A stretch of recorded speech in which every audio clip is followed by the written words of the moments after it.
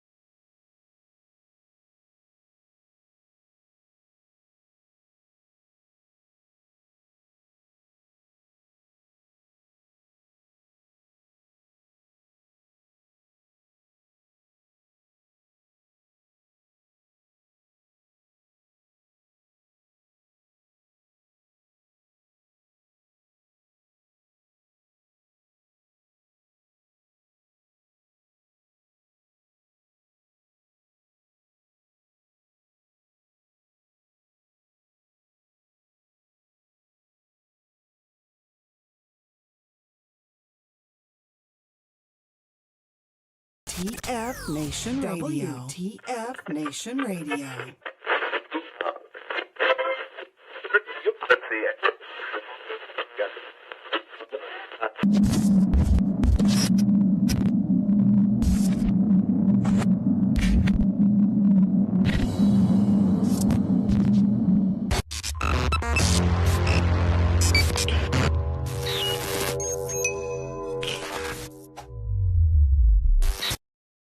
The horse, with beauty unsurpassed, strength immeasurable, and grace unlike any other, still remains humble enough to carry a man upon its back. When a service member or first responder takes an oath, he or she has mentally and physically committed themselves with self-sacrifice. From the front lines abroad to the very streets you live on in America, they protect. This oath is non-refundable and it is lifelong.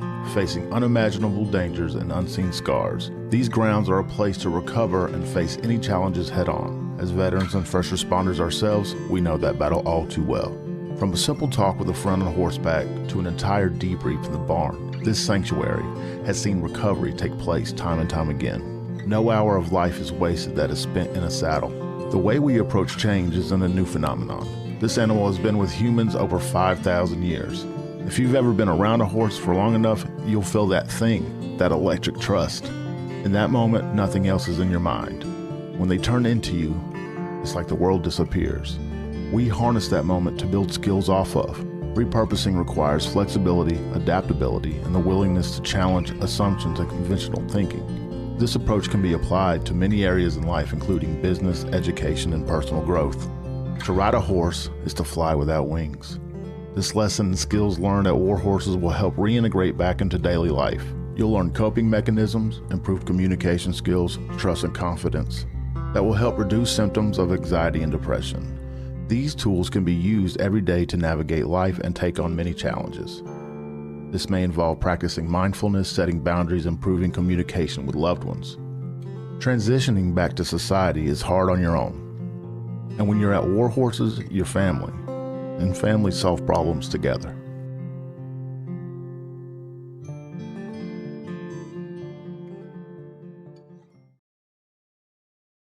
Everything stated on WTF Nation Radio is to be considered the opinion of the person that stated it, and not an official representation of WTF Nation Radio or U.S. Army WTF Moments. Price does not include tax, title, or license. Some assembly required. Each item sold separately. Batteries not included. Objects in mirror are closer than they appear. If conditions persist, contact a physician. Individual results may vary. Keep out of the reach of children. Avoid prolonged exposure to direct sunlight. Keep in a cool, dark place. And please enjoy the show. Shots. To make a long story short, I put a whole bag of jelly beans up my ass. And it's 24 hours later, and I ain't find none yet. This is WTF Nation Radio.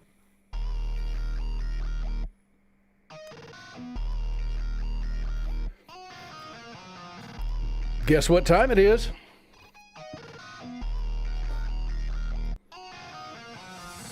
Oh, what's going on, everybody?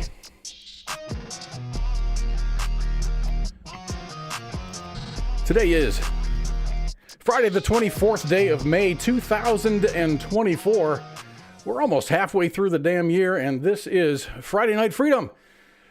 In the guest slot tonight, the guest host for this evening is Mr. Carl Whalen. You may have seen him on Friday Night Freedom, and we counted earlier, and how many times have you been on Friday Night Freedom?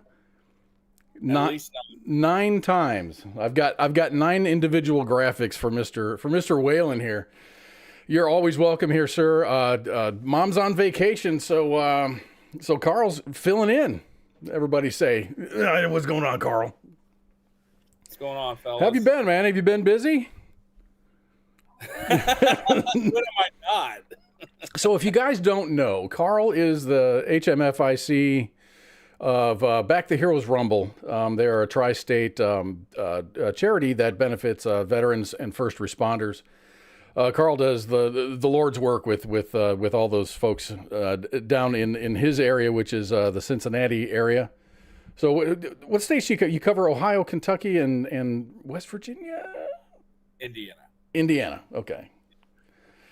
Wasn't sure. So Carl's going to be he's going to be doing co-hosting duties for the next 30 minutes, and we're going to take a super short break, like 3 minutes long, and then when he comes back, he's going to wear another hat, and he's going to be the guest. He's going to become the guest. So he's the co-host now, and then he's going to become the guest in about 30 minutes. I hope that's okay with everybody. Look at that. I need to wear it backwards when we come back? Is that what I need? You can do whatever you want, man. I'll just take it. So yeah, man, I'm happy to have you here. I'm glad you could show up a little bit early. I came home from work. First thing I did is I had dinner. Then I jumped in the shower. Then I peeked in and on my computer in my computer room, and Carl was already in the room. He's ready to go, man.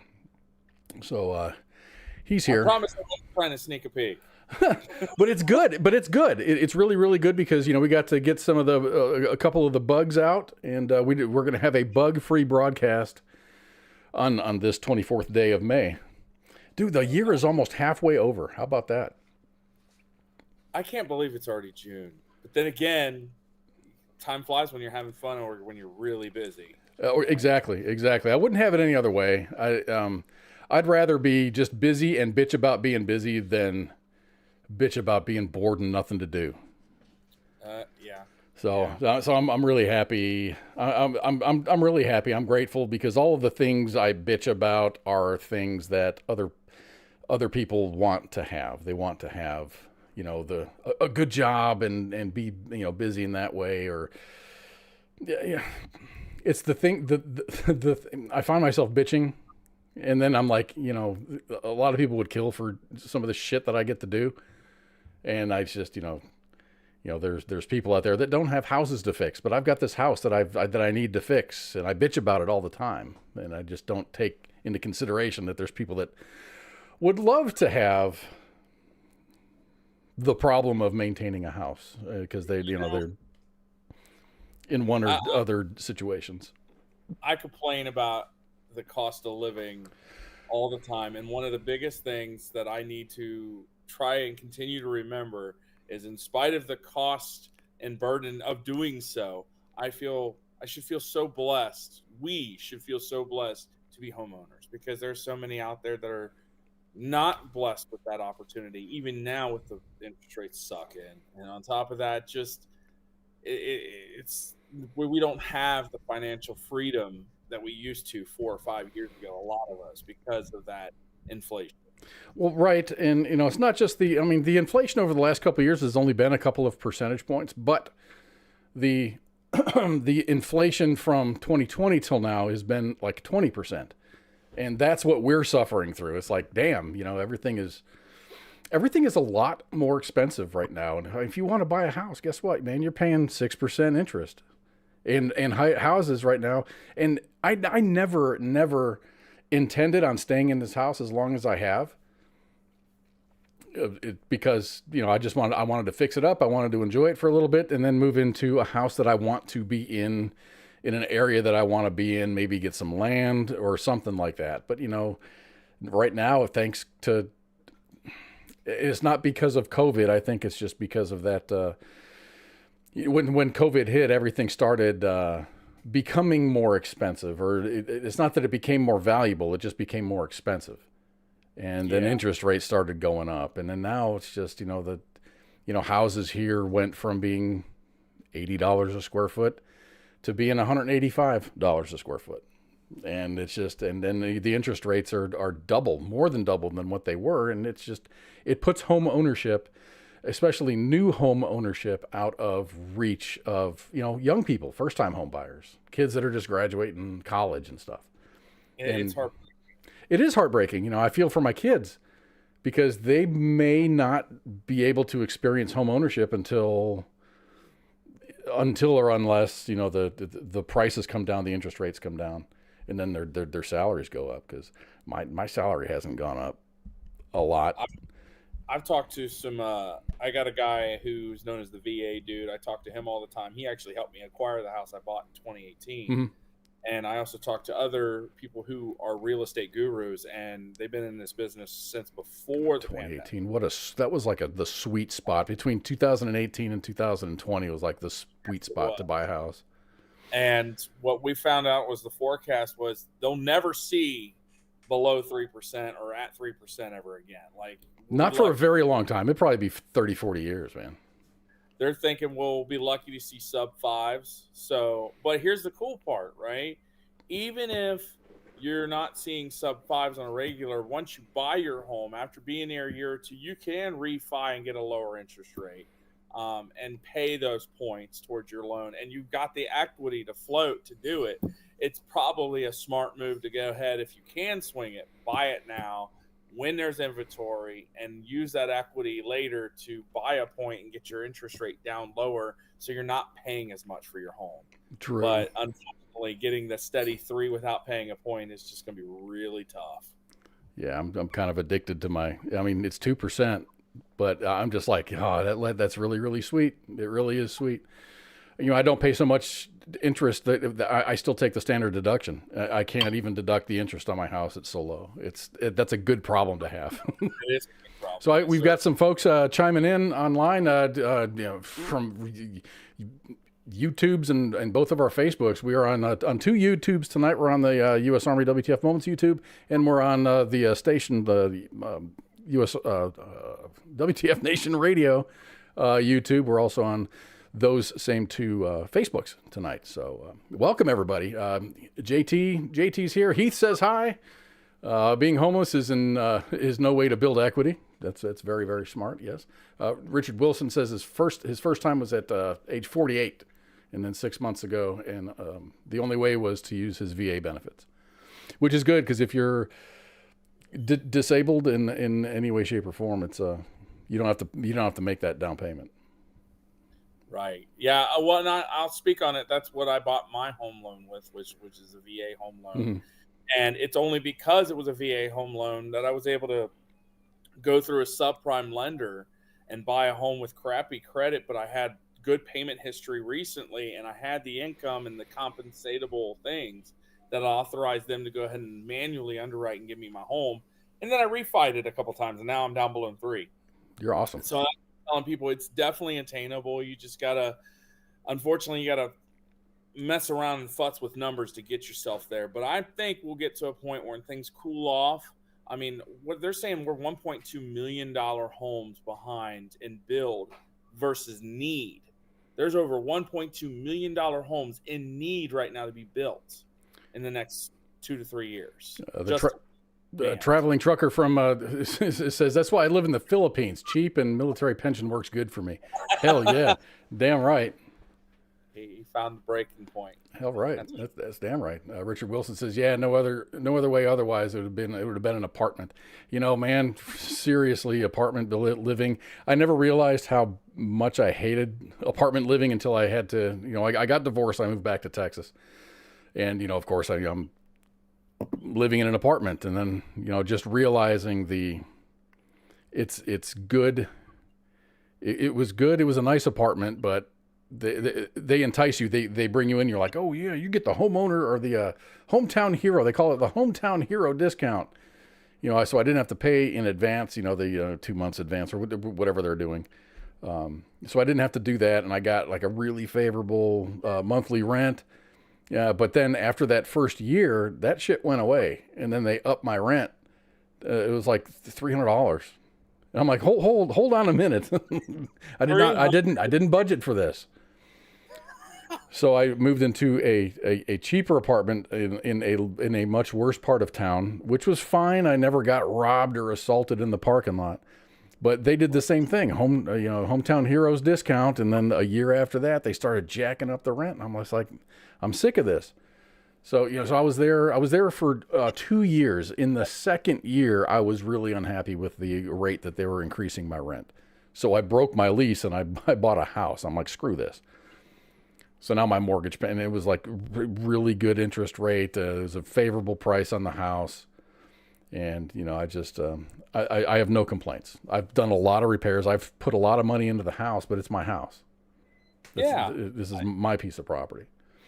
But, you know, there's one spin that I will take on all of this, just being completely transparent here.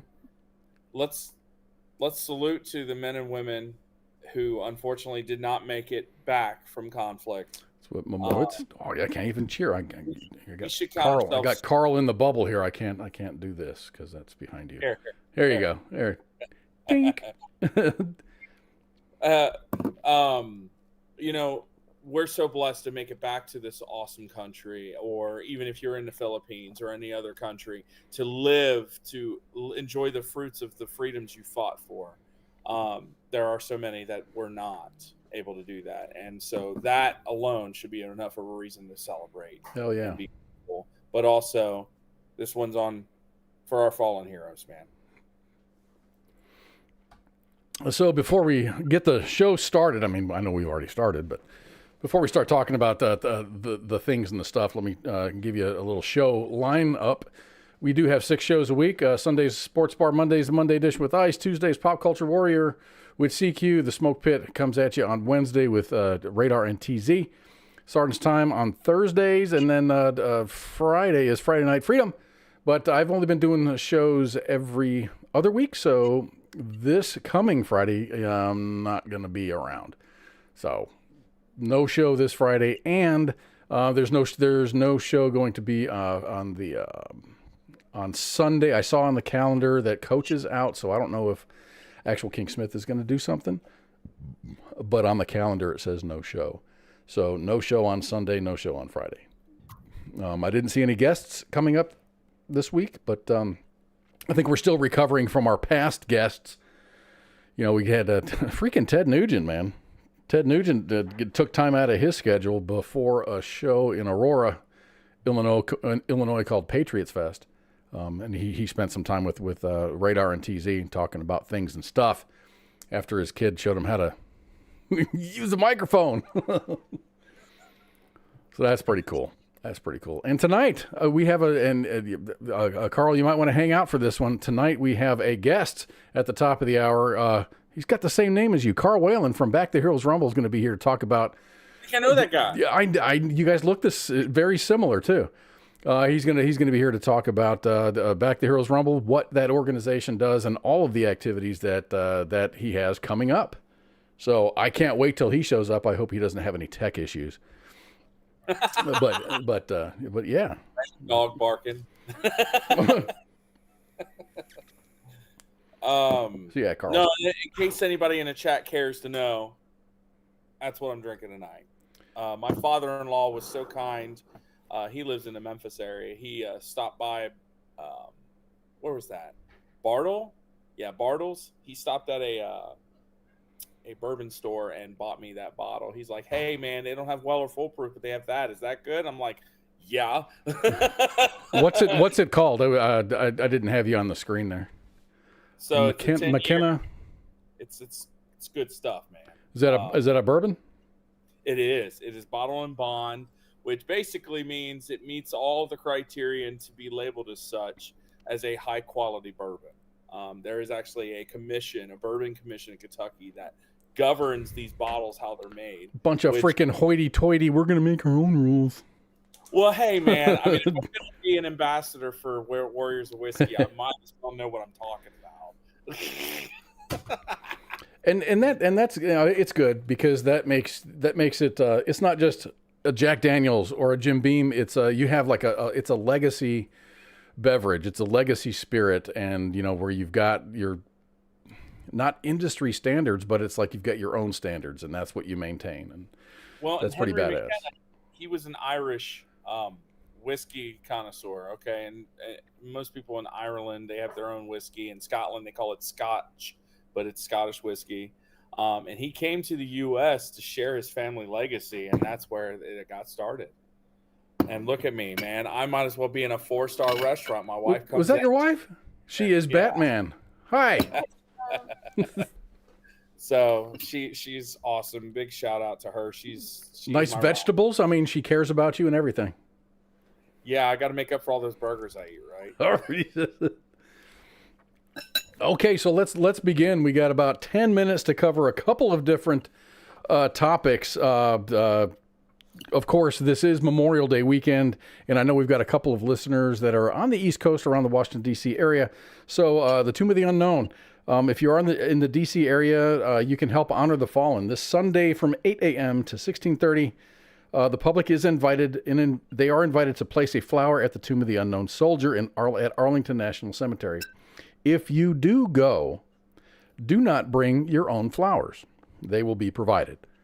So that's all. That's from 8 a.m. to 16:30 on Sunday. Then there's going to be a concert on Monday. It's going to be awesome. Arlington is awesome. They have always have a lot of really good things happening, especially for Memorial Day. And it's one of those things where you don't want to say Happy Memorial Day. It's like, this is just Memorial Day. It's a day of you got to remember your fallen brothers and those that didn't make it back. Speaking of those that didn't make it back. I had a graphic for that, and I didn't even put it up there. It's the Arlington Memorial. Oh. Come on. Anyway, I'm sorry. This is my first time. Anyway, before he managed to beat a very weak field and in a heavily orchestrated 2021 election, Iranian President Ibrahim Raisi's primary claim to fame was his role in sending 5,000 political prisoners to their deaths. The president's Bell 212 was seen falling out of the foggy sky, impacting the ground and catching fire in the mountainous region of northern Iran near Azerbaijan. So far, there has been no evidence of the helicopter being brought down by force, and there has not been any evidence of sabotage. The crash killed Raisi, his foreign minister, and 7 others. New elections will be held within 50 days. According to the United States State Department, they don't believe that the next leader of Iran will give birth to any change in their current foreign relations policy. It's just going to be another person. It's just their policies aren't going to change. Just someone else is going to be making the speeches and so on and so forth. But it didn't take very long for the meme warriors to produce a bunch of damn funny memes for us to enjoy. So I'd like to enjoy them with you right here on WTF Nation Radio and Friday Night Freedom. It was like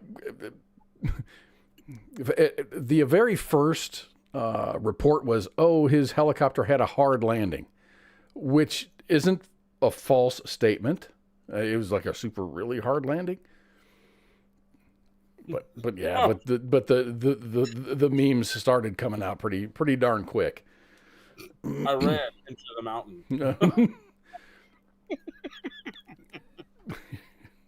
I'm sorry, but that's funny shit. And then the other one, Iranian president stoned to death with a mountain. That's kind of my favorite right there. I like that one. That is funny. Do I have another one? I do have another one. Oh yeah, pilot, take me to Tehran. Terrain. If anybody, I mean, if you guys know, or if anybody works in the aviation field, I mean, they have like a TCAS, which prevents the aircraft from contacting or hitting like another aircraft. It's collision avoidance. Yeah, if you're falling, if you're descending too fast, it'll say terrain. This is why we CSR aircraft, airmen. Well, otherwise you could be just like this guy who doesn't know what the heck's going on. But that Bell 412 is an American aircraft. We made that aircraft in the United States. People seem to forget that we used to have a super awesome relationship with Iran. We had plants. I worked for Bell, so we had facilities over in Iran, and we sold them aircraft, and it was awesome. But they turned into shitheads, and now they're on the what list? It's the bad list. It's the sanction list. So they're not allowed to get like repair parts. So whatever they were maintaining that Bell 212 with wasn't a quality part. It was like someone else made the part for them. It wasn't certified. Did I hear you say they were on the sanction list, yet we sent them... No. I said they're on the sanction list, so whatever parts that they're using to maintain their aircraft did not come from us. Roger. I super like the wingsuit meme. I guess that wingsuit wasn't much help. That's funny. Anyway, the dude was an asshole. I can't even say rest in peace. So, see ya. I'll just say see ya. So you've got kids and you've got young kids. Does your young child, you've got like, you're on both spectrums. You've got an older one and a much younger one. I have a 7-year-old and a 4-year-old. Yes. Do they watch Peppa Pig? Is that something that they get into? My toddler could give two hoots about Peppa Pig. I mean, every now and again, if it's on, he'll watch it for a minute, and then he's off doing whatever, terrorizing the dog. His shows are Bluey. Okay. And then another show I don't know what is that like Blue's Clues, or is that something completely? Bluey is the dog that's blue with black spots, right? Yes, it's the Australian blue heelers. Okay. Yeah.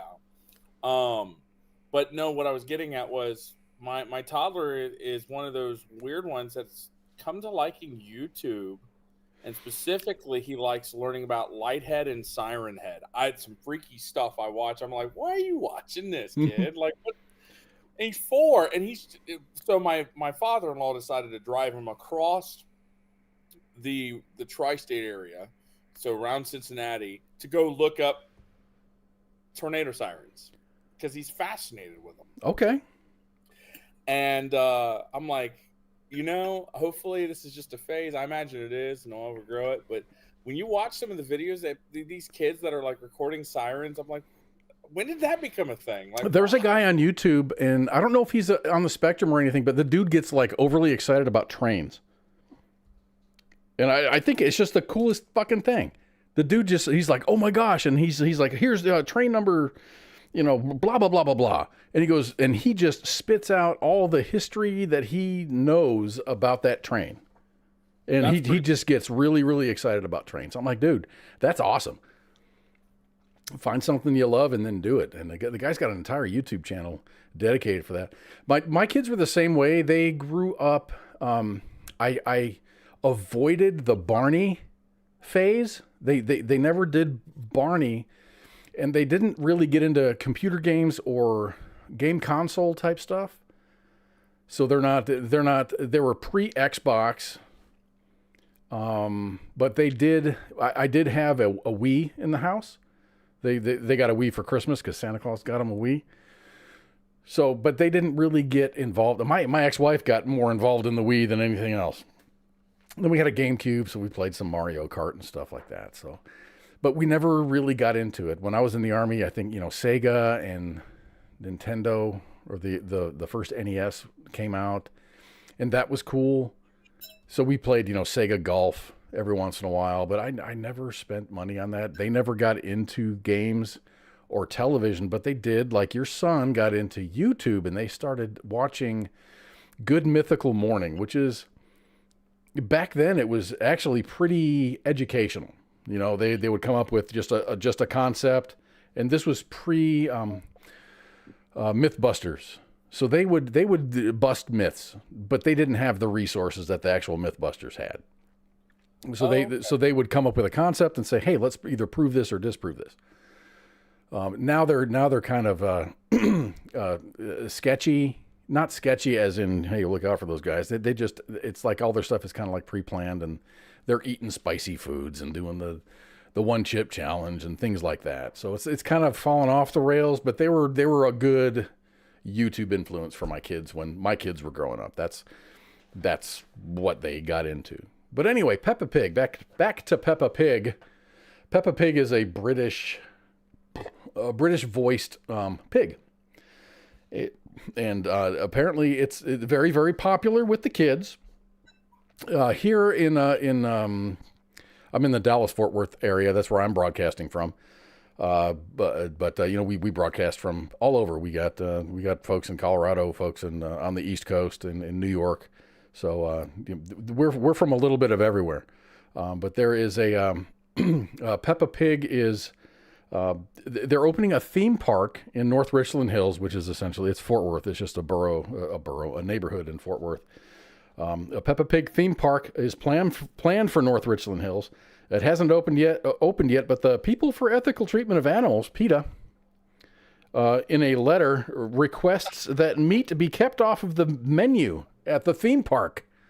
Oh my Lord. In Texas, they want to keep meat off of the menu. They want it to be a vegetarian theme park. So PETA says serving animal-based food would horrify young Peppa Pig fans and clash with the values of the popular British children's television show. Quote, none of Peppa's friends or family should be exploited or eaten, so we urge you to serve only vegan foods at your theme parks. And that's a quote from PETA's senior director, Danielle Kotz. She says, quote, surely Miss Rabbit would never butcher her chicken friends to serve nuggets or to take a mama cow's milk that was meant for her babies to make cheese pizza. The theme park is set to open up it's called NRH20. If you're not from here, you don't know what that is. NRH20 means North Richland Hills 20 H2O, blah, blah, blah. They have a really cool pool there. I've taken my kids there a number of times.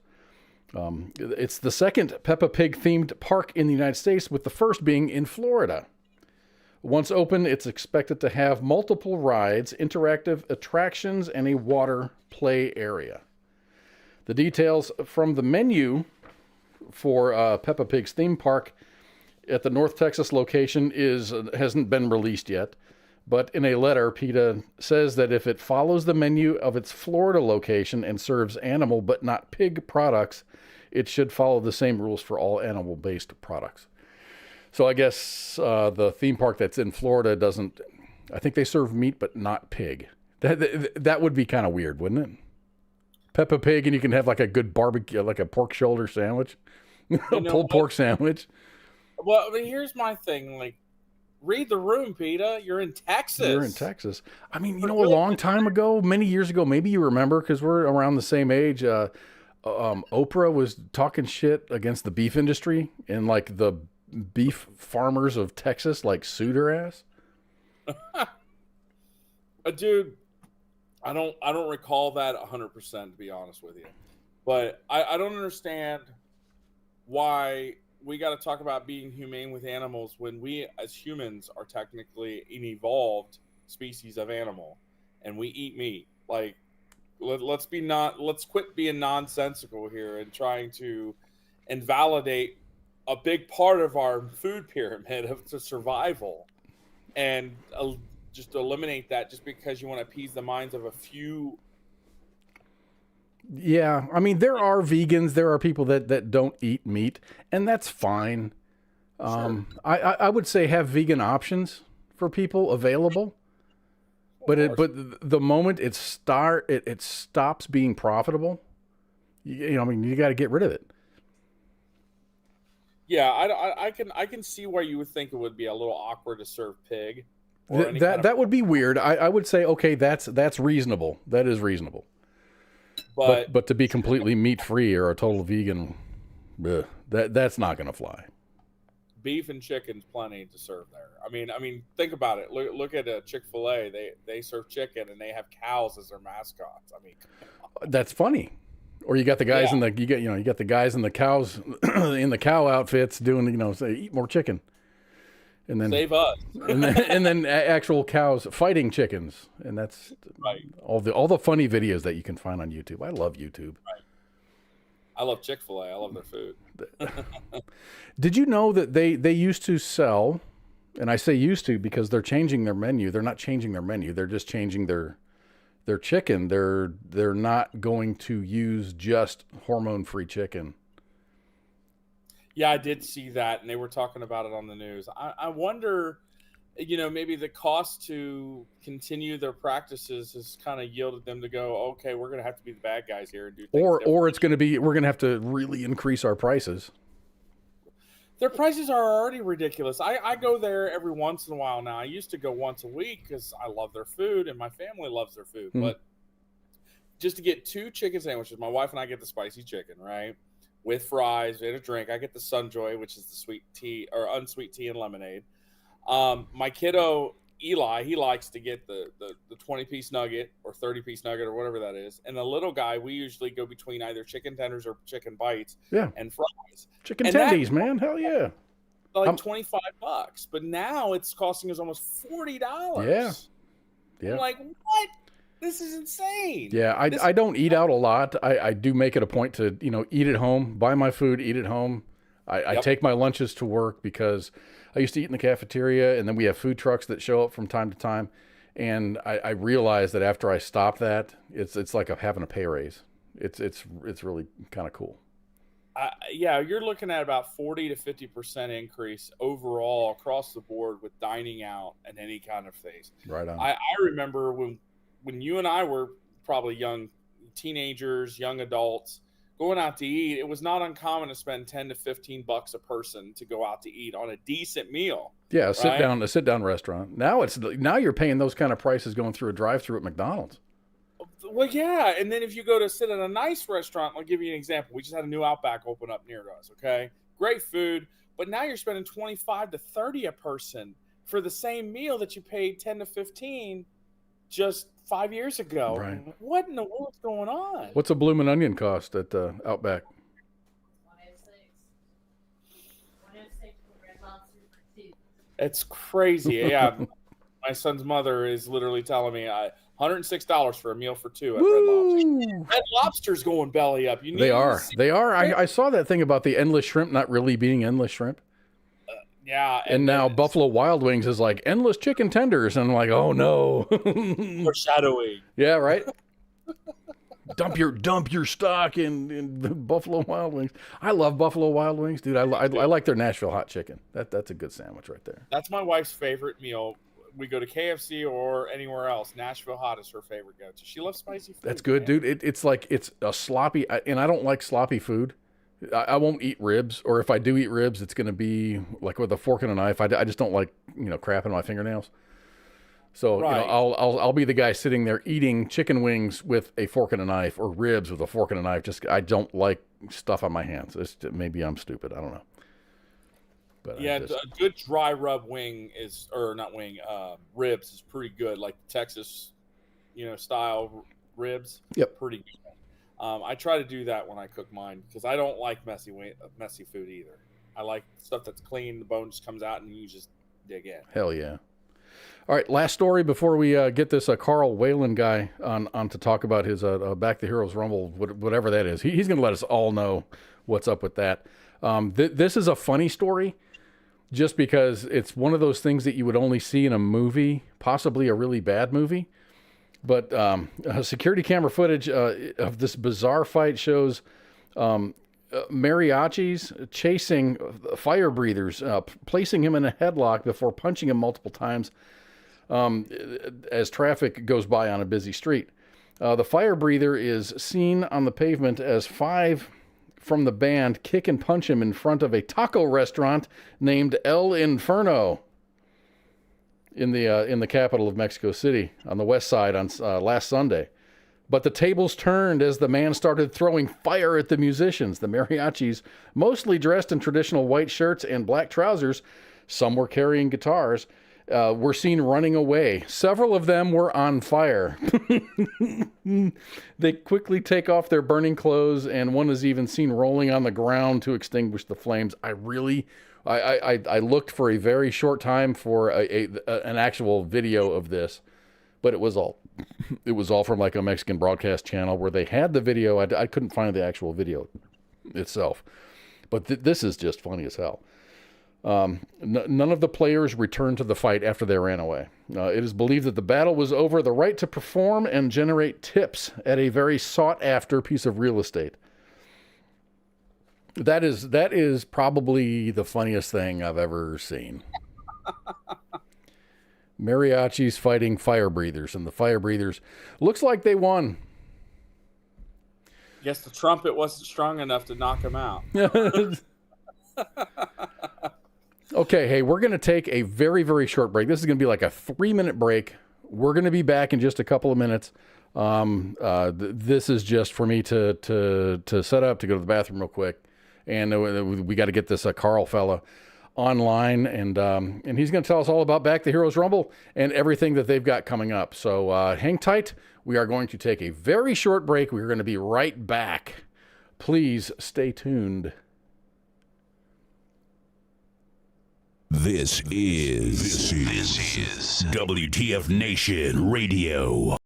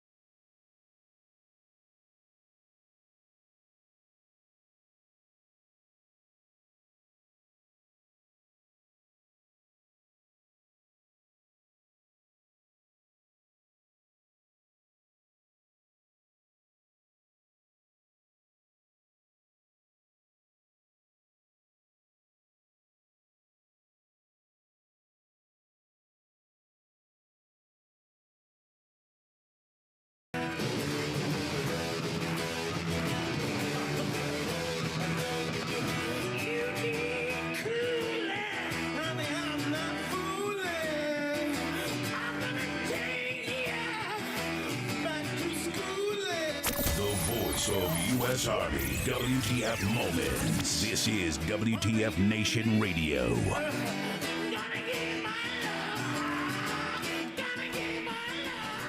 And we are back for part number 2, the last part of Friday Night Freedom. We are here with Carl Whalen. You know, dude, you look a lot like the last fella. What's going on, man? Carl Whalen from Back the Heroes Rumble is here to talk about his things and stuff. Thank you for having me again. Oh, sure, absolutely, man. Welcome back.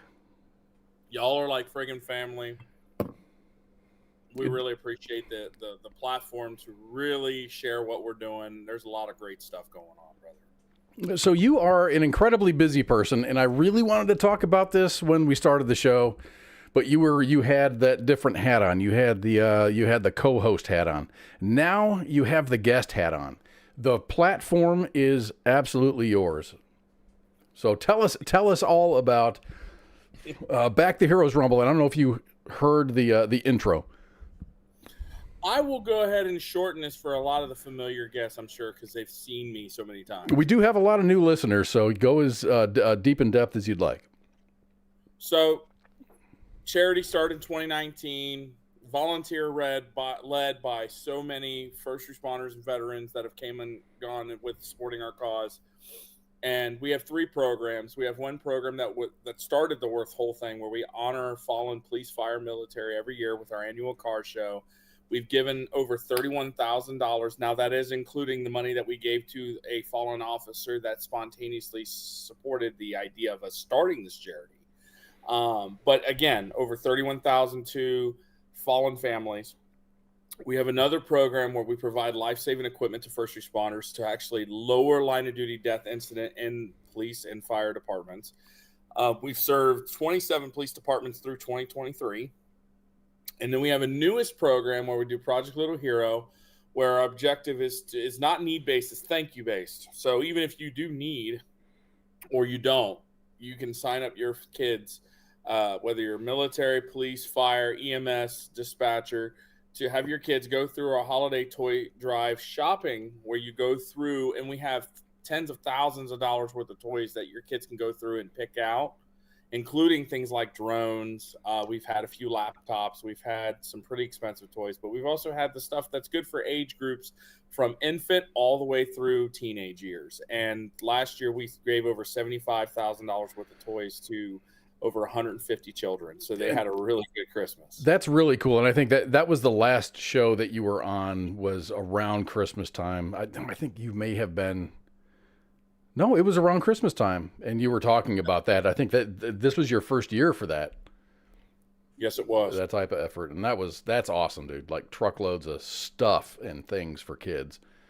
And we had so much left over, we actually gave to a police department to give to the community that weren't all veterans, because we felt like, why hold on and hoard on to toys when we could do more good and help our first responders make a positive influence and impact in the very community they serve. And that makes sense for both. I mean, you know, if you're if you're a firefighter going on a call, someone's house is on fire and there's kids, it would be cool to have a stash of that stuff just to give the kids, to give them a little bit of, you know, something to calm down around, you know, it's like a domestic dispute with the police, you know, you got something for the kids. That's pretty awesome. Yeah, it's a lot of fun doing what we do, man. I mean, it's literally a labor of love. My wife and I started it, like I said, in 2019, and the initial intent was to honor fallen families, but we just seen greater need in other programs than just honoring our fallen. And our cause has evolved so much to the point that even the Secretary of the State, the Attorney General for the state of Ohio, and even our congressmen have gotten involved with our cause. We're going to be doing a pinning ceremony at the Freedom Fest. And Congressman Brad Wenstrup's going to be helping us, as well as other representatives, to pin Vietnam veterans to welcome them home when they weren't obviously offered that opportunity early on when they first got back. That's awesome. You know, times have changed. I think the appreciation for our military brothers and sisters has only increased. I think we treat our veterans a whole lot better than we did. And I say we as Americans back in the 70s. Yes, sir. For sure. Yeah, there's a flood of opportunity to help veterans in need, as well as resources to continue to aid in mental health and wellness for veterans and first responders. And a lot of our first responders are veterans themselves, so it's a double serving entity, right? Mhm. So what's new? You guys have the your golf classic coming up. Yes, I'm very excited about this year. This year is our second year doing our golf outing. Last year we had 100 slots available for golfers, 96 filled up. That's awesome. Great event. Yes, it was a great first year. You guys were sponsors that year. You're sponsors again this year.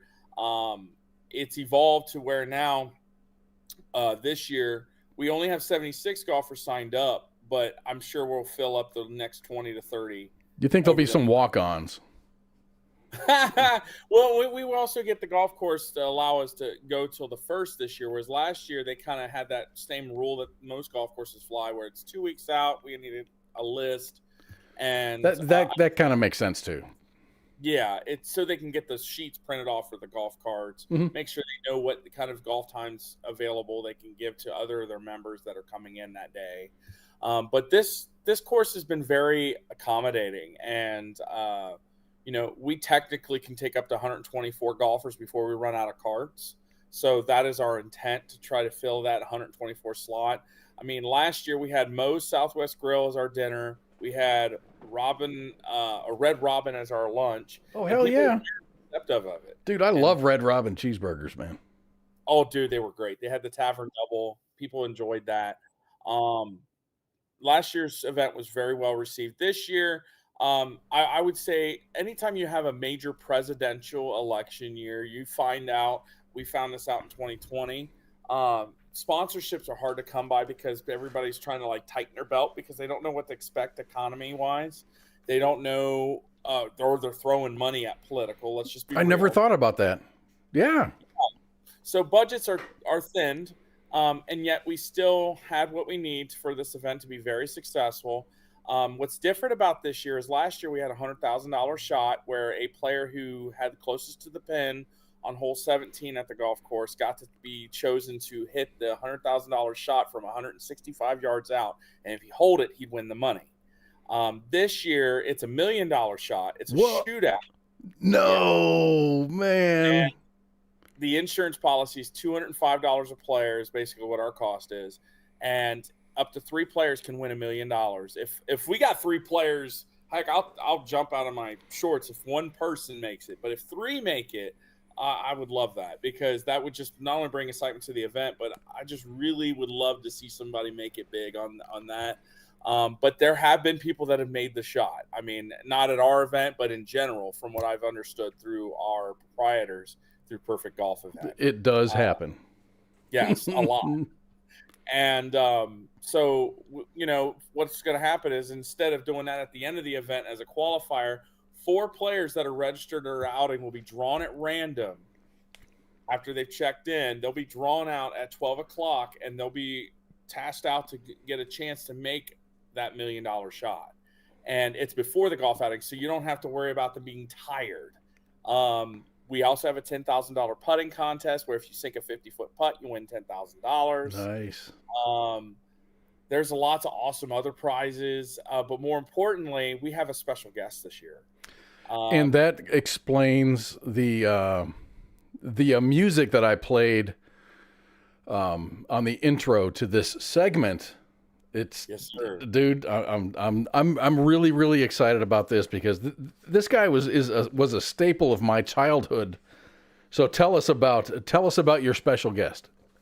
So our special guest, funny story was how I went to acquire him. My wife and I were talking actually the week of Halloween. And I said, man, how do we make this event even bigger? And I said, I really want to go after a special guest. I mentioned the guy's name. And she's like, will you just do it already and just shut up? And I'm like, fine. So I emailed his publicist, and sure as shoot, we got him. He changed his schedule. He made it happen. Michael Winslow. Now, if you all don't know, he's a comedian who took a hiatus for a little bit after his wife had passed and took care of his kids. His kids served in the military, from what I understand. And he now is actually on a USO tour, but he was the man of 10,000 voices who really got his break in the movie industry and acting and comedy. Police Academy. Yeah, Larvell Jones, Officer Larvell Jones, the man that made all those funny noises through the bullhorn and stuff. And he's going to be our special guest at the event. He's the keynote speaker. I have gotten clearance that he would be willing to mess with the golfers at our golf outing on our. Oh my gosh, that's funny. So we're going to give him a bullhorn and let him have fun. And then there's a photo op opportunity at the end for every team to get a single photo done, professionally done. My cousin, who used to be Ohio State Highway Patrol photographer, she was training to be one. She is a photographer professional, and she's really good at what she does. She's going to capture the photos, and then everyone's going to be able to download them from her website for free. So to keep that as a keepsake, because this is a one-off opportunity, you know. And his passion is to help those who serve. And obviously he's on the USO tour now, but he'll be coming up from Orlando on the 6th and then with us at the golf outing on the 7th. You know, because when you let me know, and I kind of knew this was in the works, and you're like, yeah, it would be really cool if you had some sound bites of him, but it's all kind of the same stuff that he does. So I pulled up him doing a whole lot of love. So that's cool, man. That the dude does so. I mean, they don't call him the man of 10,000 voices for no reason. Well, and it's really more like 100,000 voices. Oh, probably. I mean, he's evolved. He doesn't do voices. He does like sound effects. He does all of the above. Yeah. And I had to turn my phone off because people are trying to call me while I'm on air, and I don't want that. Hey, sorry. Hey, it beats a dog barking, right? Right. Well, and so here's the thing. I think what's really touching about this whole situation is I have a good problem. I don't know how I'm going to top it. And that's the fun part. So I'm sitting there already thinking about next year, even before we have this year take place, because that's just who I am. I'm thinking, what can we do to make it even more memorable? And because my thing is fundraising's fun. It's good. And what we're doing with the funds is fantastic. Right? What's really cool. Okay. Go ahead and finish your thought. I'll interrupt you later. Yeah. It's okay. It's okay. So, the art of having an event and making a memorable one for those who support our cause is probably the most fun part about what we do. We're not just, hey, we're here to make money and that's it. No, we care about your experience because we know you'll be back if you enjoy yourself. A lot of charities, pardon my French, kind of muddle over that important detail. And they get professional solicitors for fundraising, and that's their job, is to sell, but they don't think about what's the selling up thing.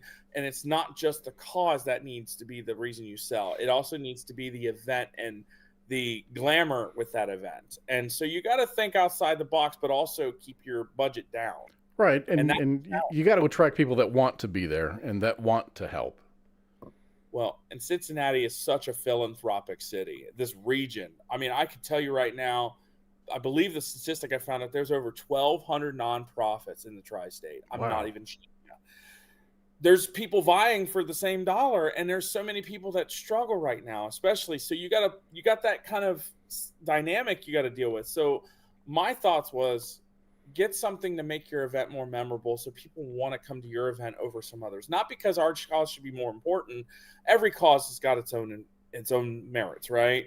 But I want people to feel like when they come to our event, they feel appreciated. I want them to feel like they're cared for. But more importantly, I want them to enjoy themselves, because that's going to bring them back. And our first responders, they deserve all the support we can give them. And this is a great opportunity to do that. And this golf outing is a lot of fun.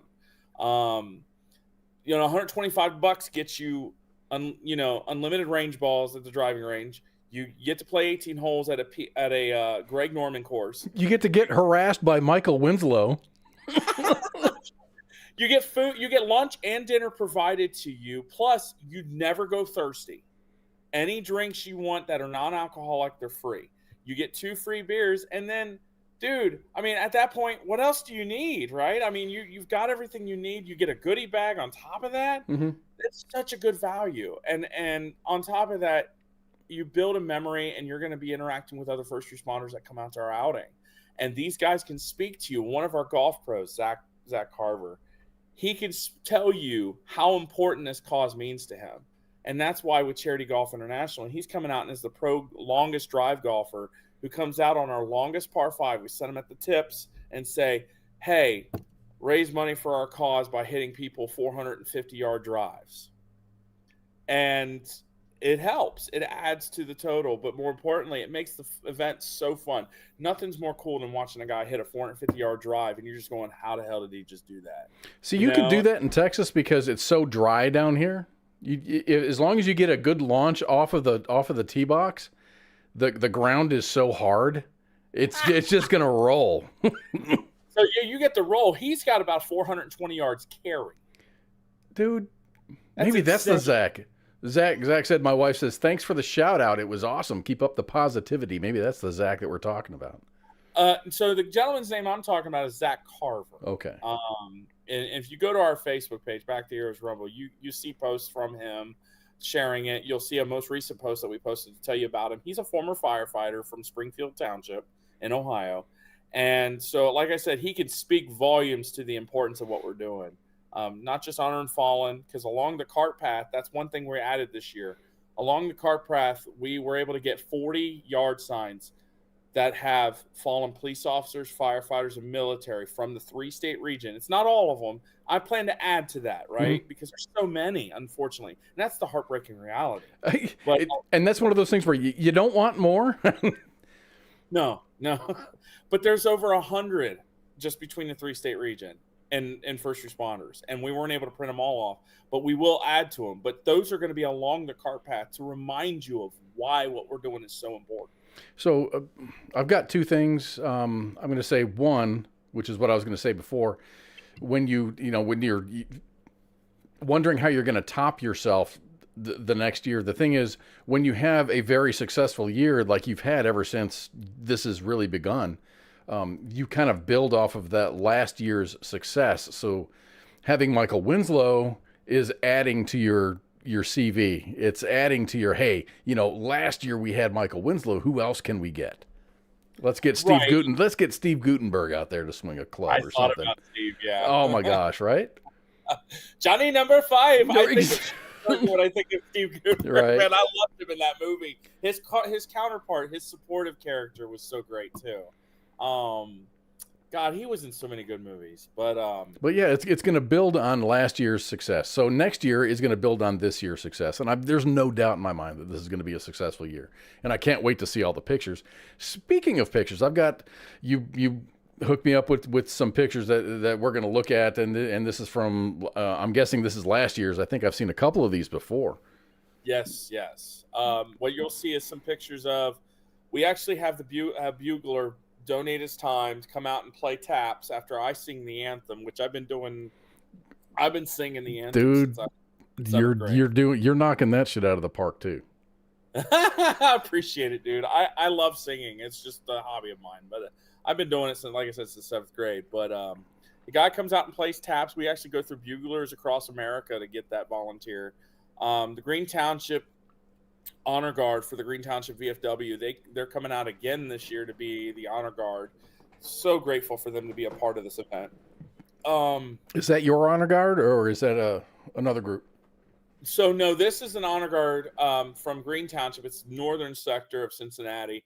And just so for the viewers understand what he means by the premise of the question, I'm also a new member of the Honor Guard of my VFW post down in New Richmond. And so that's what he meant when he was asking if this is my guard. What's up, Musa? Musa just chimed in. He said, YOLO. It's always good to see Musa around. Absolutely. Good to see you, brother. One of the challenging things about what we do is you want the excitement to draw people, but you also don't want it to overshadow the importance of what you're doing. And these people that come out and support our cause every year, they're class acts, every single one of them. Like, okay, so to give you an example, last year there was very few things that went wrong. We had a great event, but there was one thing. A couple guys, they were border patrol for the airport. They actually have U.S. Customs and Border Patrol at the airports, as you all know. Mm-hmm. And this guy had a team in, and he said one of the only complaints he had was there was a option for a golfer to pay $400 for a team to pay $400 and get a 0 on a par 5.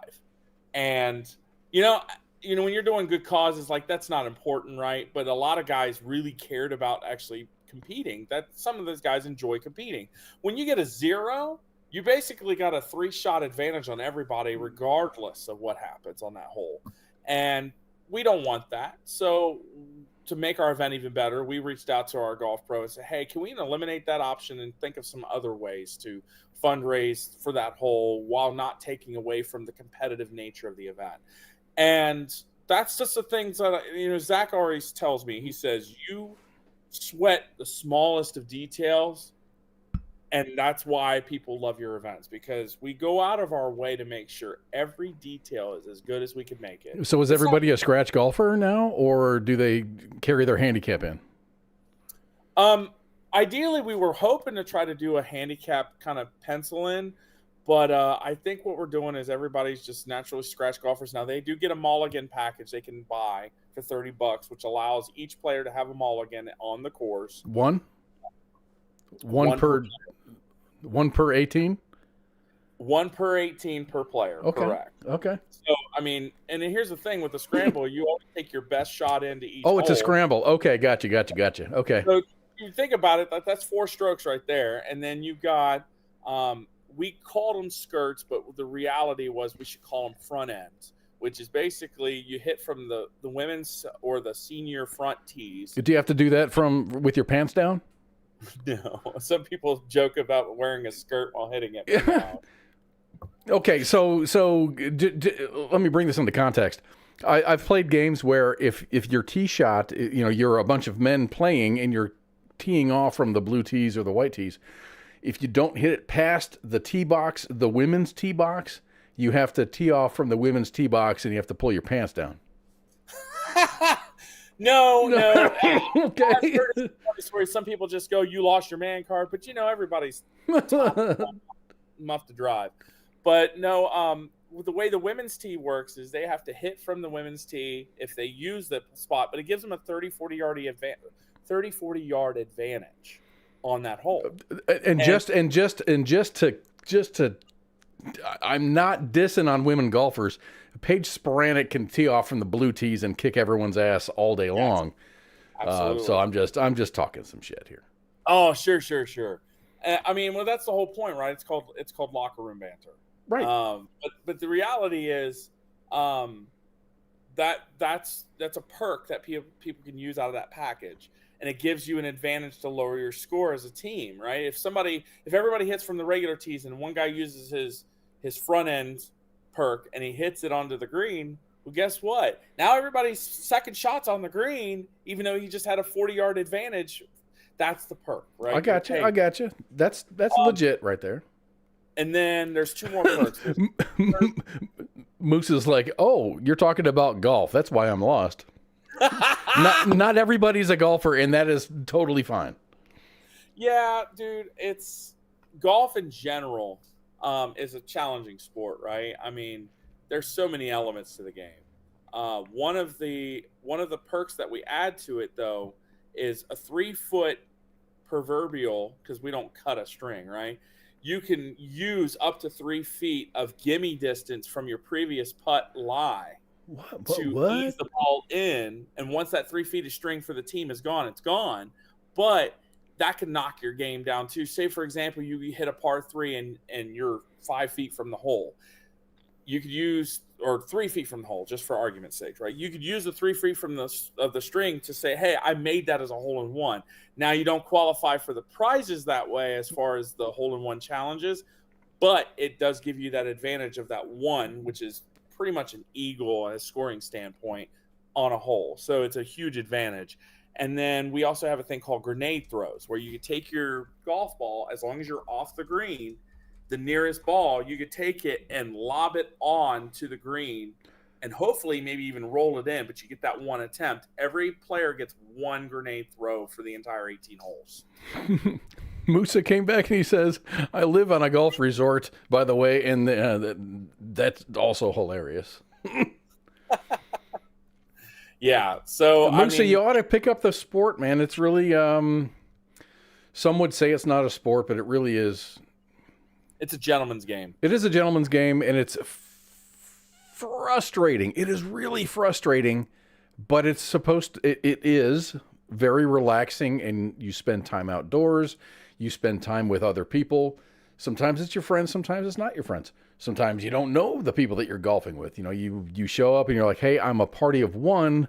I'd like to golf. And they're like, okay, we're going to hook you up with these other 2 people. So now you're a party of 3. And then you meet 2 new people that you've never talked to before. And you golf. And usually on the civilian side of golf, it's just everyone sucks. Everyone sucks. And you just have to be comfortable with sucking. And it's whoever sucks the least wins. And you know, we can't allow pros. They can play in our outing, but they can't win the cash prizes. So you don't have to worry about them taking your thunder. Yeah, we're not like Jordan. You know, Jordan Spieth, who was probably you know, or Tiger Woods, who is just, you know, even if he's broken, he's a phenomenal golfer, a very talented golfer. With golf in mind, though, I think golf is a teaser, worse than my first girlfriend, in that. You have that explain this. Dance around this good. But one good shot that gets you to go, I'm going to keep playing.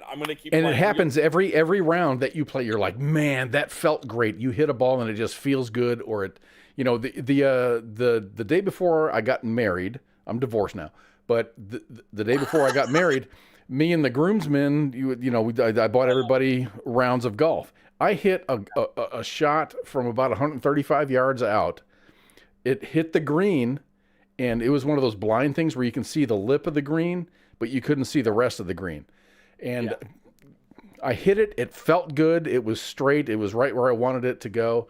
And then I walked up, and I'm just like, I'm looking at the green going, where's my ball? And that damn thing went in the hole. I holed it from 135 out. I've never done it again. But it just worked out at that time. And that's one of those things where every round that you play, you hit that one shot. You're just like, man, that felt good, and I'm really good at this. I've never made my hole-in-one yet. I've never made a hole-in-one, but I've hit nice shots. I've had 2 eagles in the 12 years I've played golf. Let me explain. Good. So I'll tell you, because Trey Budke, he is the VA dude. He's the one that helped me buy my house, but we golf together every now and again, right? And I was at his golf outing to help get housing for veterans. It was a really cool event in Canton County, Kentucky. And that's where I got the idea of the skirt, or the front end where you get to shoot from the women's tees. I used mine on a par 4. Okay. Shot, and I hit it so good, it splashed into the bunker by the green.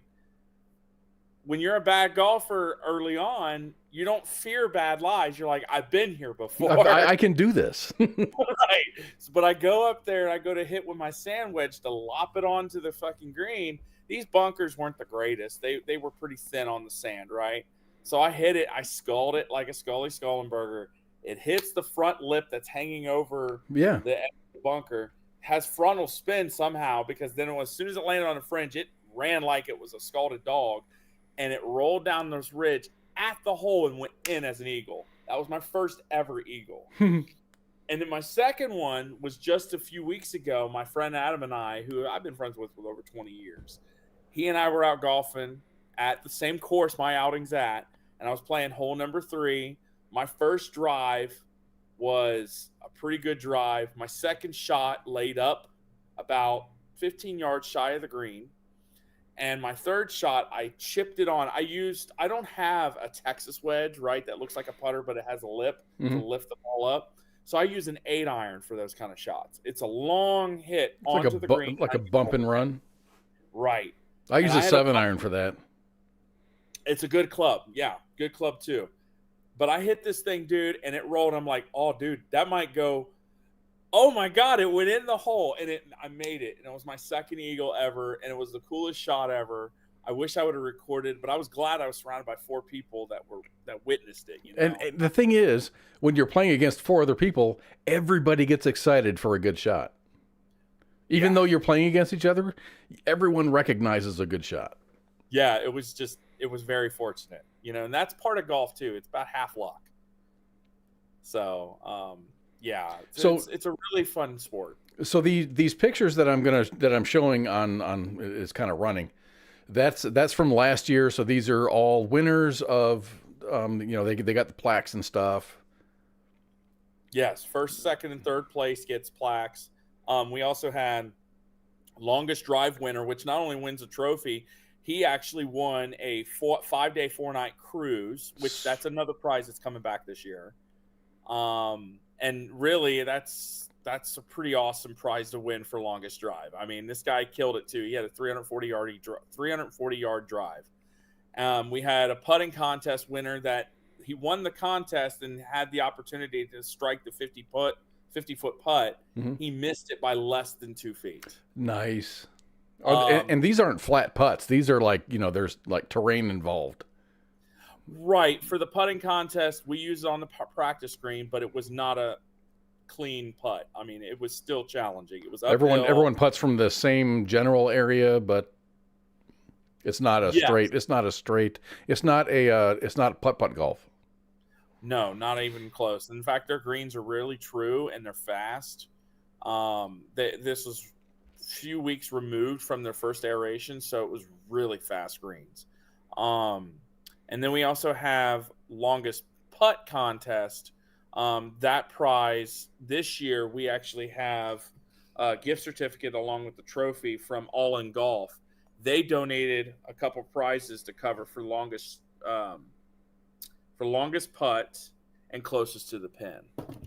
But if you happen to hole in one on hole 17, which is a par 3 that's about 190 out, you win $10,000 too. And then the other par 3s have prizes as well. So there's prizes. I was going to ask about the just during the course of play, if someone holes a hole in one, is that $1 million thing or something else? And you said it's 10 grand? 10 grand for the par 3s. Nice. Par 3 on 17 is 10 grand. The other ones you could win either a Spider X putter, a Yeti cooler that's valued at $800, or you could win yourself. Yeti is so overpriced. I mean, they're badass. Yeah, I agree. So when is the golf challenge? So the golf outing is June 7th, and like I explained earlier, that's like next week. That's 2 weeks from today. 2 weeks? Okay, yeah, it is 2 weeks. So we have until June 1st to accept golfers, and then June 3rd on Monday, the June 3rd, I'm going to turn in my list. And right now we're at 76 golfers. I'm actually checking to see if anybody got cute and signed up while I've been online. Let me see. Nope, not since 7:30. So, yeah, we're at 76 golfers. Excuse me, 77 golfers. So there's a guy that's a solo right now. We're still accepting golfers up to 124. It's 125 again a player or 500 for a team. If you sign up as a solo, we'll make sure you're not by yourself. Like, we will make sure you have a team. And like I said, it's going to be a great opportunity for you to support our first responders through our programs, but more importantly, also have a great time. So is Michael Winslow going to swing a club, or is he just there to harass the golfers? I've been told he's not a spring chicken.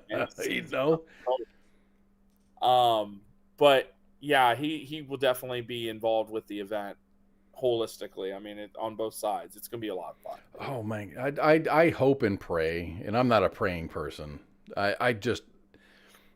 This is going to be so great, and I think the only thing that's going to hold you back is weather, and it's looking like it's going to be okay. We've had a lot of tornadoes here and hail and stuff. I was supposed to get a super bad thunderstorm tonight, and it never happened. It approached and then it split like it usually does. It kind of goes towards Fort Worth and Dallas, and then it kind of splits north or splits south.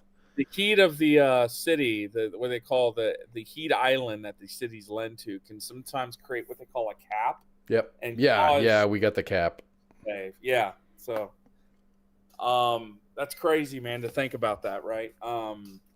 But yeah, so this golf outing is gonna be a lot of fun. I will tell you guys what else is going on is, end of June. Where every year we present equipment to Please talk about the type of equipment that you provide for first responders. North American Rescue is a very valid and important partner of ours. We buy trauma kits from them and provide them to police departments. And these ain't just a cat tourniquet and a pair of gloves and a pen. No. There's a pair of high vent chest seals.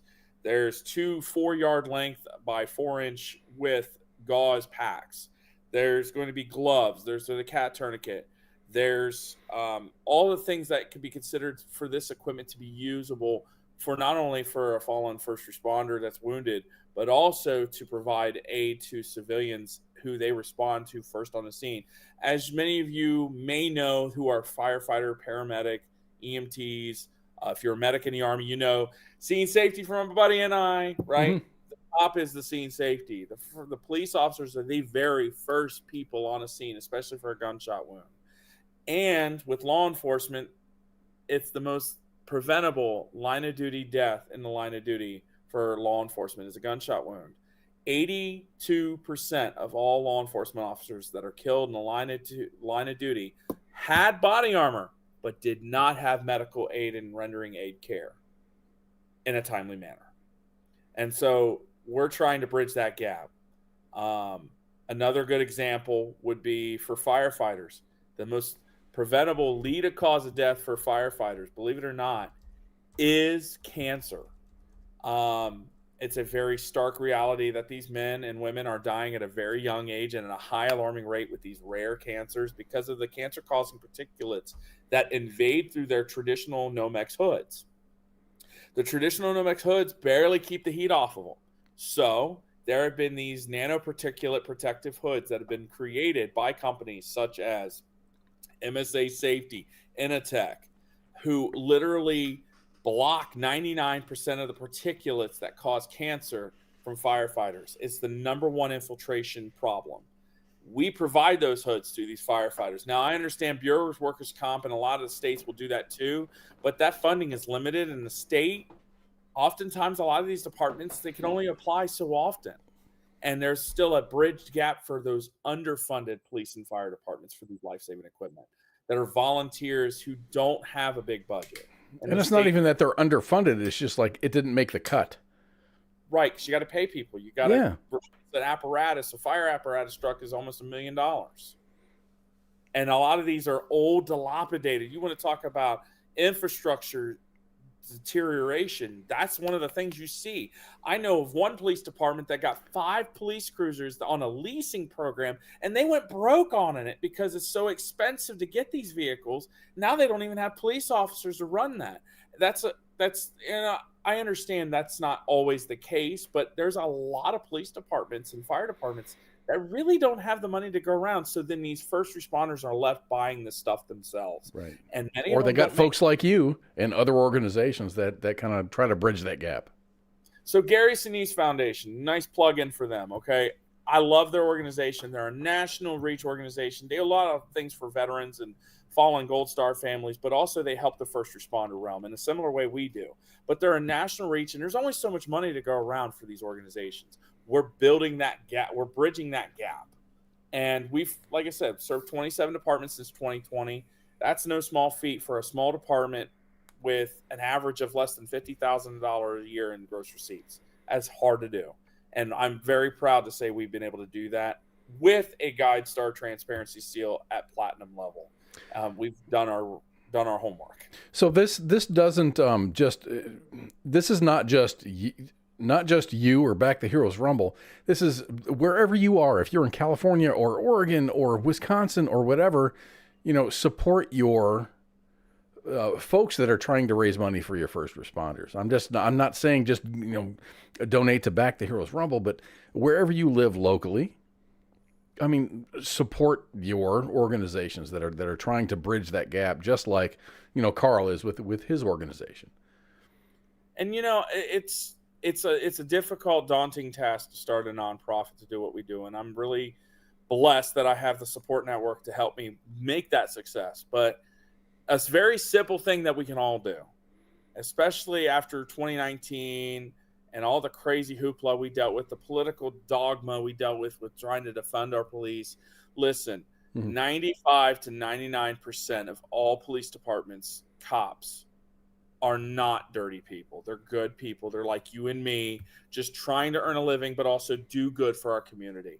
The least you could do is when you see an officer in a safe situation, reach out to them, offer them your hand and say, thank you for your service. Thank you for protecting. And even just have a conversation with them. Ask them how they're doing. If you see a cop sitting down to have lunch and he hasn't paid, if it's something you can do, if not, it's okay. But offer to pay their meal. Do little things like that goes a long way. I mean, I know an officer hears from a kid at the school as an SRO saying, oh, when these kids come up to me and give me a hug, that makes my day.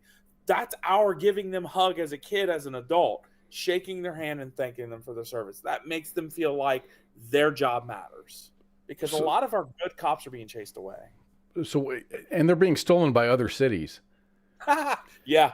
Ping ponging. Yeah. Dude. Crazy. They're like, hey, we actually have a government that supports our first responders, so come work for us. Right. That being said, I'm really happy about the golf outing. We do have an auction live right now. Oh, I forgot about that. Yes, thank you for mentioning that. We got so much, man. It's okay. So there is a live auction. You do not have to. But you have to get away from the Cincinnati Bengals. I mean, have some Dallas Cowboy stuff in there, like from 20 plus years ago when they were really good. I may add some stuff, dude. I got to go through the website on Perfect Silent Auction. They have stuff. I'm going to look for stuff that's not just Cincinnati related, where they themselves will ship it for winners who win it. But here's the deal. You don't have to be a golfer at our golf outing. You don't have to even be in Cincinnati. If you win an auction item and you reach out to me and in good faith say, hey, I won the auction, how much it costs to get it shipped to me, you cover that. I will make sure that makes it to you. I'll do my best to make sure it's insured. But here's the deal. Every single thing that we do, I don't make anything doing it. That's the most important thing, the message to remember. I don't make anything doing it. I've got my VA benefits. My wife works. She actually works for veterans, helping get them their education benefits. And we have everything we need, even if we're going paycheck to paycheck right now, which is crazy. So let's talk about your transparency. And I want you to talk about your website and the visibility of all of these financial transactions that happened. You're like the most transparent 501c3 that I've ever seen. Well, it's only going to get better, because I feel like the public, as a public charity, that is our duty to make sure people know where the money goes. And when you're a smaller nonprofit, yes, a larger portion may go towards fundraising than you want to. But at the same time, that's the natural, like I said, the burden and the beast, right? Yeah. You're not a $1 million organization where you can say, I've only got 5%, but that 5% is like $200,000, right? Or $20,000. I don't have $20,000 I could spend on there and it not count, right? But the reality is, people need to know that every dollar will make a direct impact. We will find a way to make every dollar matter. And we have partners with 360. Sorry, Haley likes to bark because she wants to go potty. I'm sorry. Yeah, she's touting our transparency. Listen to her. But the other thing is too, guys, we're not about just our own highs. We have a lot of nonprofit partners we work with. We work with the local VFW, the local American Legion. We're involved in a lot of things. Operation Homefront. Wounded Warrior Project, I try to reach out to them and get them involved. I share our information to bring veterans from their group to come out to our toy drive and make sure they get the resources they need. We all should work together as a charity, collectively among all charities, like safety rungs in a ladder as a safety net to catch our heroes when they need us, right? I mean, that's what our objective is. And it's not easy to be perfect at everything, because we're not. But we definitely You try to be, but mistakes happen. But you are the most transparent person, or transparent organization that I've ever encountered. And that's by design, because that's what we want the public to know, is they can literally count on their hands where our money goes. So where's your website located? So www.backtheheroesrumble.com. Now, I got to clarify spelling, because a lot of people end up missing it. Back the Heroes is spelled Heroes. So backtheheroesrumble.com. The name was created under the premise of the loud, long, boisterous events like our car show and the shaking, quaking to the core of when a fallen loved one is lost in the line of duty. That's the reasoning behind the name. It sounds silly, but I promise you that's why we stand out. But that being said, I have something I want to plug. I really want to plug this. Some big news. Plug the shit out of this. I love it. So I'm apparently really crazy, like super passionate about what we do. We already know that, but it's not enough that I run Back the Heroes Rumble and I have a board that is phenomenal at what we do. But we've started a new venture. You're growing, and this is building off your last success. So this makes my skin tingle. So we started another nonprofit under the premise and governed by several individuals from different charities that are going to benefit from the cause, to keep that window of transparency with the individual organizations that are going to benefit, including Save a Warrior, including our charity, Back the Heroes Rumble, and many other charities. But no one charity is going to make more than the other. It's going to be an even split among all charities. So I'm not adding more because I have more skin in the game because of time. I'm not taking more. That's not the objective. 8 to 10 first responder and veteran nonprofits will benefit from this big concert we're putting on next year. You're in the music business now? No, I'm not, but I'm going to have to be.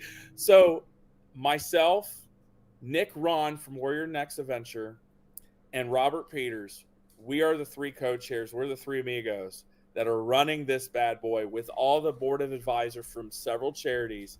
And our intent is to have this concert in September of 2025 at the Heritage Bank Arena. Our intent is to sell out this crowd. So we are going after some big headliners, to have one of which be the main guy. I'll take more than one if it fits our budget, but our budget's only going to fit so much. And the objective is this will be $1 million gross concert. That is our goal. And that way we can break apart after the cost of the event, including money from sponsors, take money and evenly sparse out 50, if not 100K, that's my goal, to each charity. Now, small nonprofits, if you're not used to getting over 50K and suddenly you get 100K, what's going to happen to your impact? It's going to shoot up. A lot of the nonprofits, in fact, every single one of them, has a direct impact in the well-being, health and well-being, whether it's mental, physical, or all of the above, for our first responders and veterans. And these charities are going to benefit from this concert. So that is our aspiring goal. And Nick Ron and I are going to push like hell. We're trying to get somebody like Zach Brown. We're trying to get somebody like Jason Aldean to be the headliner who will fit the genre for this concert. We've already gotten our application in for the charity exempt status. We are already operating in Ohio as a legit business in Ohio, approved by the Ohio Secretary of State. And I'm actually going to be meeting with the Ohio Secretary of State and Attorney General next week about this event. That's how serious we are about this. And we're really excited to share that with you guys. There's a lot of push and a lot of heart being put into this because we want to have a lot of fun. Our motto is rock the night, honor the brave. That's what we're going to do with this concert. And every charity that's benefiting is going to be brought onto the stage and or displayed onto video boards on each side of the stage between sets to let the fans know who they're backing. That's a massive vision. And that's why I admire you so much, because you're always looking forward and you're worrying and you're just fucking stressing out about, what am I going to do next year? You're already there. You're already in next year. You're going to make this year happen, and it's going to be awesome. You're going to do your golf outing. You're going to do your car show, and then this is going to happen. And you're already 75% there. Dude, it's been, I literally sitting at this desk like I am right now, sipping on some bourbon right after we did our session before the Christmas event. Mm-hmm. No bullshit. And I'm sitting here sipping on scotch, and I look up at the Vets Aid concert poster, and I'm like, let's do that. We could totally do that. And I'm like, I've got the connections and the people. Let's make it happen. And sure as shooting, I reach out to Nick and he's like, dude, fuck it. I'm on board. Let's do this. Yeah. It's great. It's a great idea. It's awesome. Yeah. And I could not have a better guy right on my right-hand shoulder with me, him, and then Robert Peters, who's organized PBR events, raising hundreds of thousands of dollars for charities for first responders.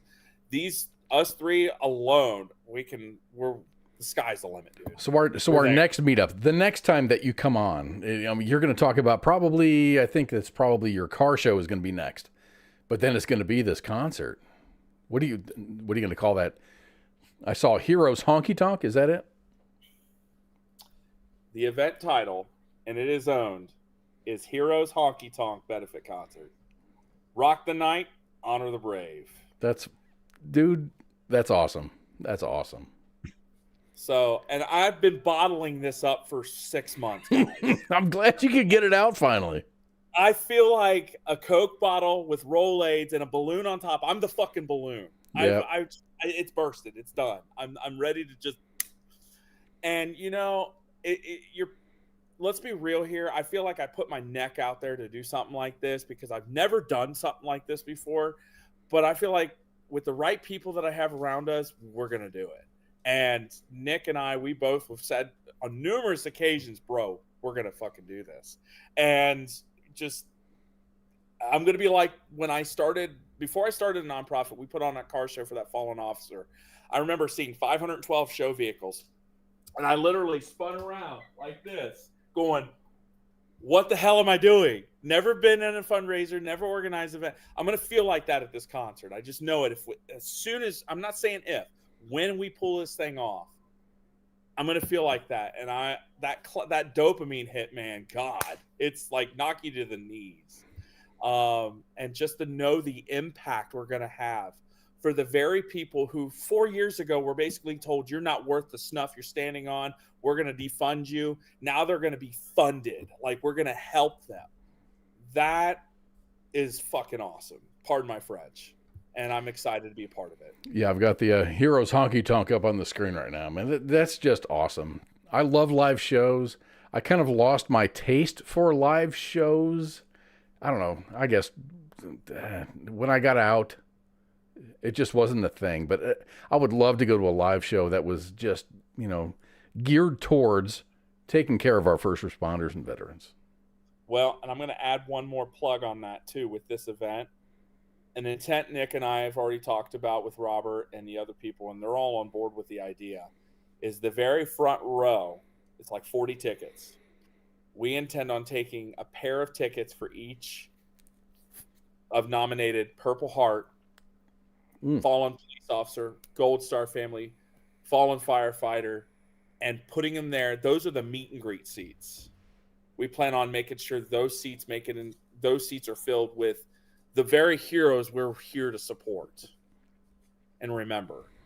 And we'll sell those as sponsorships, as sponsor a hero. And businesses are going to jump on that like that. That's we just badass. know this town, this city, this region loves their heroes. So we can find you at backtheheroesrumble.com. You've got you got the Facebooks going? Yes, sir, we do. And Nick is going to be working real hard behind the scenes. Once we get our 501c3 status approved, we're going to be getting a website up here soon for the Heroes Honky Tonk as well. But all the charities involved, once we get that website up, we're going to be adding them to that as well. But backtheheroesrumble.com is what I currently run right now. And, like I said, we're just a rung in the ladder. We're not the only organization out there doing great things. We're just one of them. And the support we get, small or big, matters the most to us. Carl, you do the Lord's work, man. I really appreciate it, and I'm excited for your organization and others that you're in that tri-state area, Indiana, Ohio, and Kentucky. Yes, sir. You know what? There's 47 other states that have the same organizations. So if you're in that geographical area, support your local, folks that are trying to raise money for our first responders. they need every bit of help they can get, especially with the understaffing problems they're having, because so many good men were pushed out of the profession so soon because of the political climate they were involved in for so many years. Politics is, yeah, and I don't like to talk politics, but it does play a very large part. I mean, when you have a government that doesn't want to support the first responders or police, mostly, and I'm not going to blame any one political party. I'm just going to say politics in general. Yes. Yeah. So and yeah. we change that. So I'm really glad you're out there. I know there's other organizations that are out there that do the same thing that you do, but you're fucking knocking this out of the park, man. Well, let's get that concert out our first time doing the concert before you could say that. Let's knock that out first. No, you've been knocking this out of the park so far, and the concert's just another inning in the ball game. I appreciate it, brother. Very much so. So, Carl, you got any shout-outs? You got any closing comments? I think we're kind of after 9 o'clock, or 10 o'clock my time, or 10 o'clock your time. The biggest shout-outs I got to make is we've got a slew of volunteers that come in and help and support our cause all the time.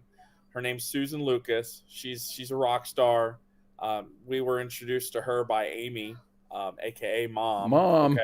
Who's on vacation. And her heart was definitely tethered to the cause. She unfortunately couldn't stay on the board. Amy could, because she got to take care of her little COVID Carl, and I completely get it. Yeah. Life is short, right? But more importantly, I want to shout out to Andrea, my wife, who has been my rock from day one starting this cause. And no matter how many times we've had arguments about, Carl, you're doing too much, or honey, you need to take a break, she's always been in my corner. Always been in my corner. And I don't want her to think that I ever forget that. Our newest board members, who are rock stars right now, they're just killing it. Nikki and Joey Barrow, they actually volunteer with Team Rubicon. Nikki's nice. our new treasurer. She's kicking butt doing it. She works at Fifth Third, so she's the right gal for the job. And her husband, Joey, Navy veteran. He did serve in, hostile waters. He even survived 2 life-threatening battles of cancer, and he's still here fighting and serving our people every day with Team Rubicon, with Back to Heroes Rumble. Huge shout-outs to them. And then Norman Nelson, our Operation Open Arms Program Director, who every day, despite his duties working, being a retired police officer, being a retired security forces from the Air Force, he's also an ambassador for the National Police Officer Memorial in D.C., he still works tirelessly, spreading the word about what we're doing, making sure these heroes know who they can come to when they need help. And our board is full of rock stars. Very nice. Always very honored to have you here, Carl. I love you to death, man. We love you guys too, man. We appreciate you guys giving us every opportunity. You guys are like family to us. There's so many good, worthy causes out there, and the fact that you give us such a heavy dose of platform to share ours is just a privilege and an honor. Thank you.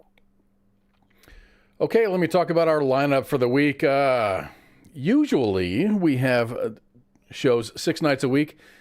Sunday is a sports bar. Monday is the Monday edition. Pop Culture Warrior comes at you on Tuesday with CQ. TZ and Radar are on Wednesdays for the Smoke Pit. Thursdays are dedicated to Sergeant's Time, and Friday Night Freedom is what you're watching right now. Sports Bar, according to our schedule, is going to be a no-show. So the next show that you're going to see is going to be the Monday edition with Ice. And I love you all very much, and thank you for tuning in. My name is Kaz, and that's Carl. We're out, man. Have a great weekend. Remember the fallen. Remember the fallen. My friend came to the door. She said, well, I was on the phone cooking me and my baby some breakfast.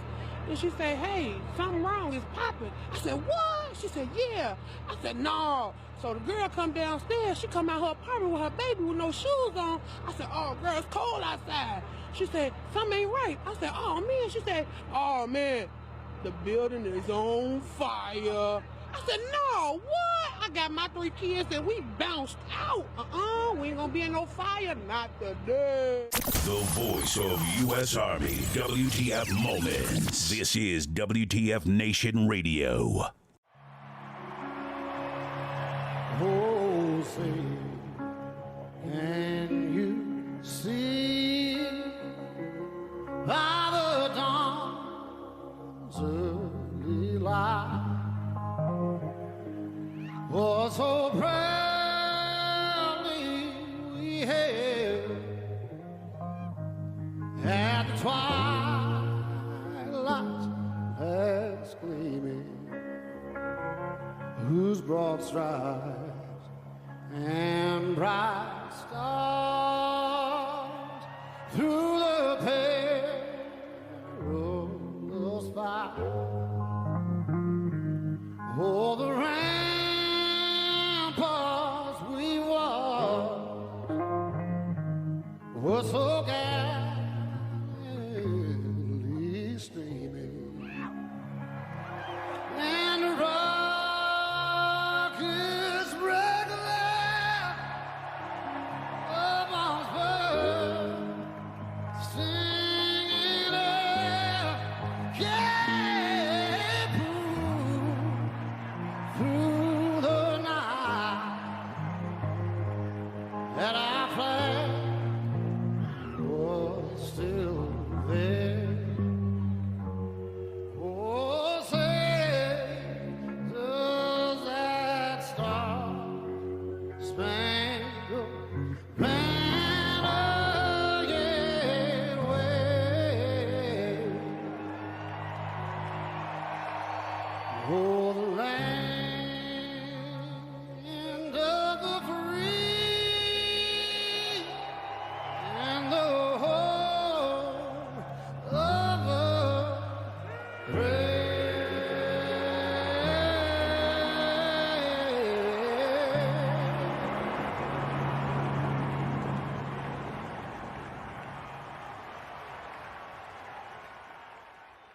This is WTF Nation Radio.